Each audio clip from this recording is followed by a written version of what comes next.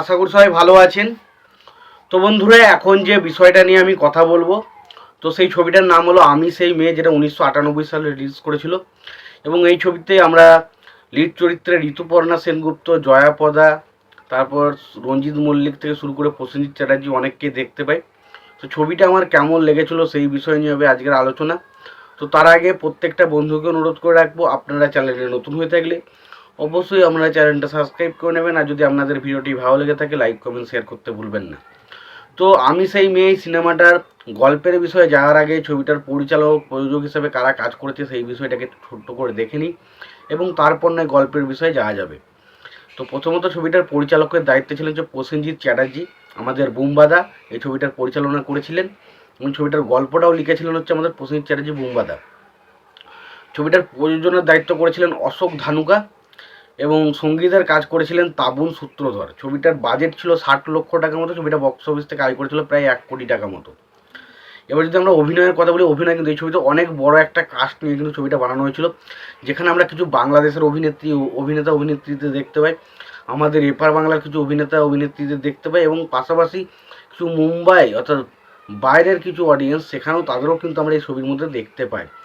তো প্রথমত হচ্ছে দেখুন, এখানে জয়াপদা মুম্বাই থেকে অভিনয় করে হিন্দি আর্টিস্ট এই ছবিতে অভিনয় করেছিল। পাশাপাশি প্রসেনজিৎ চ্যাটার্জি ছিল ছবির মধ্যে, ঋতুপর্ণা সেনগুপ্ত ছিল, রঞ্জিত মল্লিক ছিল, অভিষেক চ্যাটার্জি ছিল, আলমগীর ছিল, সংঘমিত্রা ছিল, আশরানি ছিল, শাহিন আলম ছিল, সুভাষিস মুখার্জি ছিল, আরও অনেকে ছিল। তো এই সিনেমাটা একটা বিশাল বড় কাস্টিং নিয়ে ছবিটা তৈরি করা ছিল, এবং ছবির গল্পটা খুবই ভালো। এই সিনেমাটা আমার কিন্তু বেশ ভালো লাগে। তবে এই একটা কথা বলি, এটা কিন্তু পার্সোনালি প্রসেনজিতের সিনেমা নয়। প্রসেনজিৎ ছবিতে রয়েছে ঠিক কথা, এবার প্রসেনজিতের সিনেমা নয়, এটা অ্যাকচুয়ালি অভিষেক চ্যাটার্জি এবং ঋতুপর্ণার সিনেমা বলা যেতে পারে, বা জয়াপদা এবং বাংলাদেশের যে সুপারস্টারটা রয়েছেন তার নাম এই মুহূর্তে আমার মনে হচ্ছে তার কিন্তু সিনেমা বলা যেতে পারে। বাট প্রসেনজিতের ক্যারেক্টারটা কিন্তু এখানে কিন্তু লিড রোল নয়, সে রয়েছে ছবির মধ্যে, বাট তার খুব যে ছবির মধ্যে স্ক্রিন টাইম রয়েছে সেটাও কিন্তু নয়, খুব অল্প সময়ের মধ্যে যে ছবিটা রয়েছে। তবে ভালো যেটুকু রয়েছে ইম্প্যাক্ট।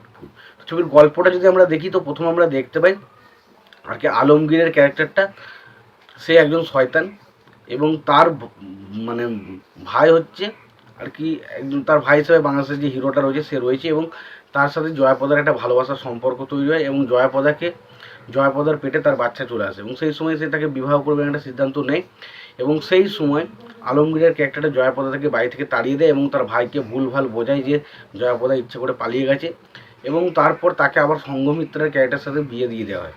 এবং পরবর্তী সময় আমরা দেখতে পাই যে জয়াপদের যে বাচ্চাটা জন্মায়, যেটা একটা মেয়ে হয়, যেটা ক্যারেক্টারটা প্লে করে ঋতুপর্ণা সেনগুপ্ত, তাকে বড় করে তোলে রঞ্জিত মল্লিকের ক্যারেক্টারটা। এবং যখন ঋতুপর্ণার ক্যারেক্টারটা বড় হয়ে ওঠে, তখন সে তার বাবার পরিচয় সম্পর্কে জানতে পারে, এবং সে জানতে পারে যে তার বাবা আসলে হচ্ছে এই ছবির সাগর চৌধুরী। তখন সে তার বাবার কাছে গিয়ে শুধু একটাই কথা বলে, সে তার পরিচয় চায়, এবং শেষ পর্যন্ত তার বাবা এই যে তার পরিচয় দিতে তাকে রাজি হয় কি না, এবং তার বাবা এরকম একটা পরিস্থিতিতে আসার পেছনে কী কারণ ছিল, এবং শেষ পর্যন্ত ছবির মধ্যে কী হয় সেটা জানতে সিনেমাটা দেখতে হবে, যেটার নাম হচ্ছে আমি সেই মেয়ে। এবার দেখো এই সিনেমার মধ্যে কমেডি খুব একটা বেশি নেই, তবে ছবিটার মধ্যে যে ড্রামাটা, যে গল্পটা ব্যবহার করা যায় সেটা কিন্তু বেশ ইন্টারেস্টিং, সেটা কিন্তু বেশ আপনাকে পুরো বসিয়ে রাখতে পারে। এবং ওভারঅল সিনেমাটার মধ্যে কিন্তু প্রচুর অ্যাকশন রয়েছে, ভালো কিছু গান রয়েছে, এবং ওভারঅল আমার কিন্তু ছবিটা বেশ ভালো লেগেছে। কয়েকটা কমেডিও রাখার চেষ্টা, বিশেষ করে এই জায়গার কমেডি, যেখানে আমরা প্রথমত অভিষেক চ্যাটার্জি এবং ঋতুপর্ণা তারা দুজনে একে অপরের বাড়িতে আসে, এবং সেই সময় যে জামা প্যান্টে যে বদলি হয়ে যাওয়ার যে বিষয়বস্তুটা,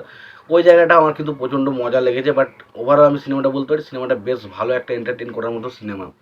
আমার কিন্তু ব্যাপক লেগেছে সিনেমাটা। তোমাদের কেমন লেগেছে অবশ্যই জানিও, আর ভিডিওটি ভালো লেগে তাহলে লাইক কমেন্ট শেয়ার করে দিও। চ্যানেলটা নতুন হয়ে থাকলে অবশ্যই তোমরা চ্যানেলটা সাবস্ক্রাইব করে নিয়ে পাশে বেল আইকনটা অবশ্যই প্রেস করে দিও। ভালো থেকে সুস্থ থেকে দেখাচ্ছি ভিডিওতে।